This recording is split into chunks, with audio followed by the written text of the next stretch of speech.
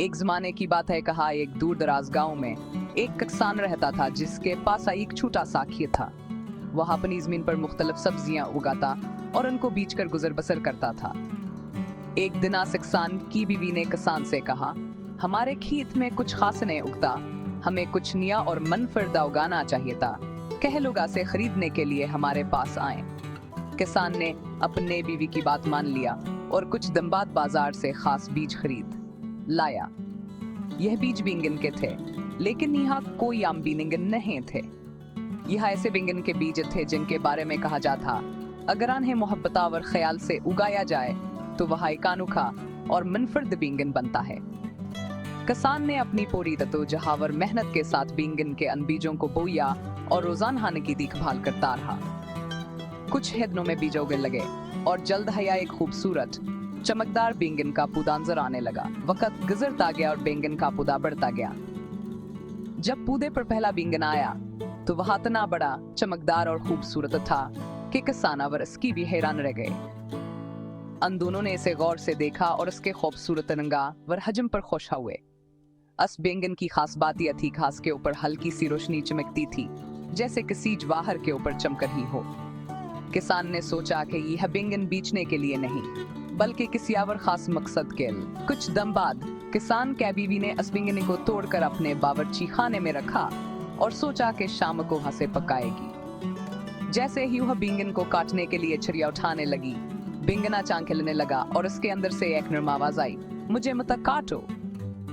किसान की बीवी चौंकी और पीछे हट गई। इसने दोबारा बैंगन को देखा तो बैंगन से एक खूबसूरत शहजादी मुदार हुई। शहजादी के लंबे बाल और शानदार लिबास ने किसान की बीवी को हैरत दहा कर दिया। शहजादी ने मुस्कुराते हुए कहा, मैं बैंगन की शहजादी हूँ।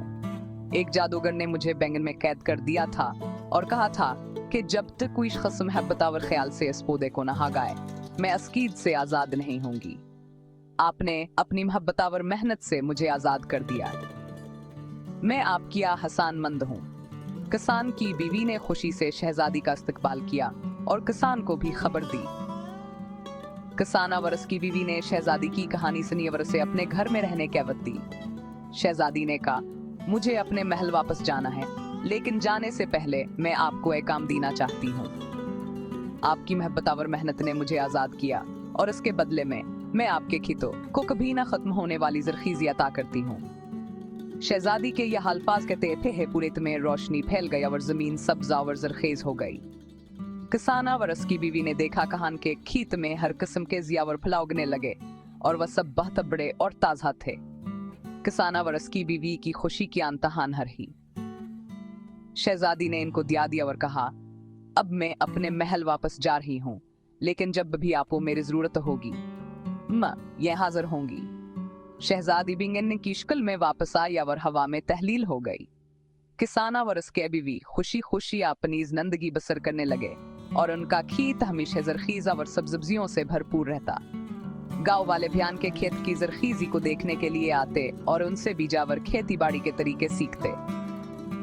यूं किसान और उसकी बीवी ने अपनी मेहनत, मोहब्बत और ख्याल से न सिर्फ अपनी किस्मत बदली, बल्कि पूरे गांव के लिए एक मिसाल कायम की कि मोहब्बत और मेहनत से कोई भी माइजिज़ हम मुमकिन है।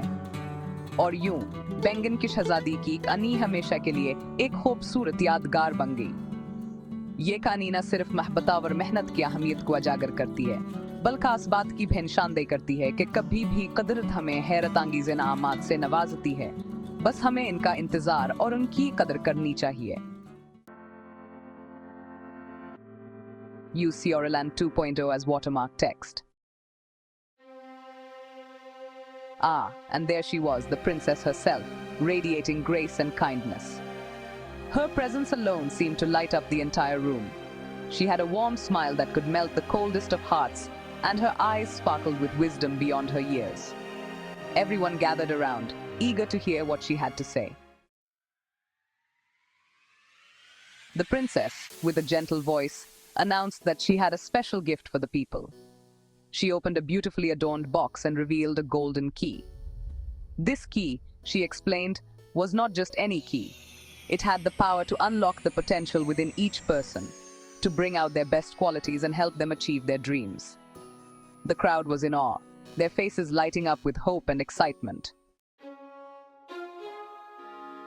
With the princess's gift, the people began to see changes in their lives. They worked together, helping one another, and soon the entire kingdom flourished. There was a newfound sense of community and purpose. Prosperity touched every corner, and the once struggling kingdom became a beacon of success and harmony. And so, the story teaches us that true leadership comes from empowering others. The princess's gift was not just the golden key, but the belief in her people's potential. When we lift each other up and work together, we can achieve great things. It's a reminder that kindness, wisdom, and unity are the true treasures of any society.